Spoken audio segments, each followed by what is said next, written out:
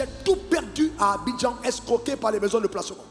J'étais tombé, j'ai vendu toutes mes voitures, j'étais à pied, je repartis pour le Baka et le Warren.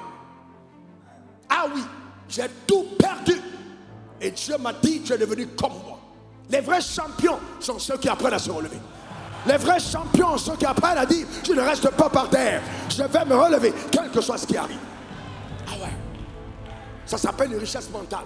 Vous devez, dans votre temps d'intimité, être à même de construire votre mental. Vous parlez à votre âme et tu dis à ton âme, je t'ordonne de ne pas avoir peur, on va y aller. Tu ne trembles pas, tu dis j'avancerai. Il est écrit, le juste tombera 7 fois et se lèvera 7 fois. Le courage de pouvoir te relever même quand les choses sont mal parties. Pourquoi? Parce que Dieu m'a enseigné ça, Josué. Il m'a dit, fils, maintenant que tu as échoué une fois, tu me connaîtras mieux et tu es devenu comme moi. Il dit, comment ça fait? Il dit, moi j'étais la première personne à échouer. Ça m'a choqué. Qui a créé Adam? Qui a créé Adam? Alors si tu crées Honda et que Honda a un mauvais moteur, qui est responsable? Honda ou bien le créateur de Honda? Qui est responsable?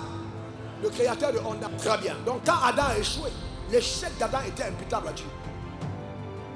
Donc pour la première fois, le Dieu tout-puissant qui peut tout a échoué à la première initiative. Ça n'a pas marché. Et ça n'a pas demandé à Dieu un seul jour. Ça a pris à Dieu des centaines d'années pour retrouver une stratégie pour ramener sur la terre le second Adam.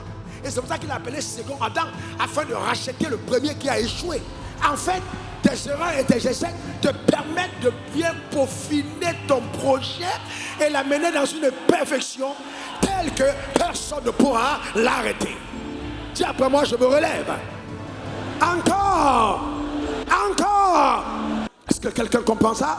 Il m'est arrivé en plein milieu de crise, à minuit, de porter mon costume, ma cravate, 3 pièces et d'être au milieu de mon salon et commencer à danser.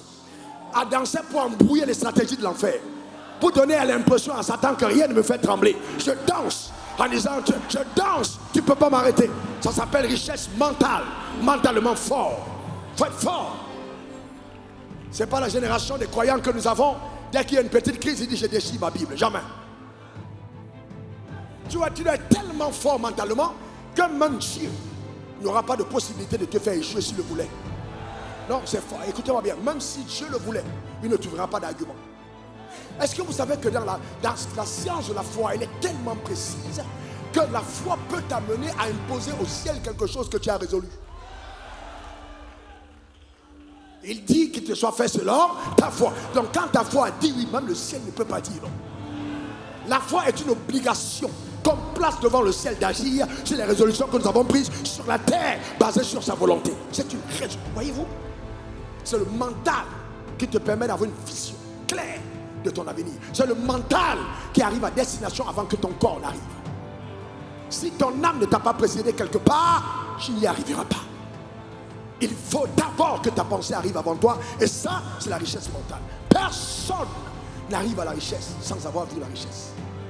Dans les sectes, on leur donne des livres pour lire, on dit pensée positive, etc.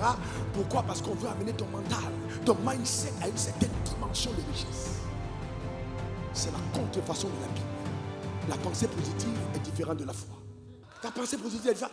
La pensée positive dit je pense positivement. La foi dit je me soumets à la pensée de Dieu. C'est différent.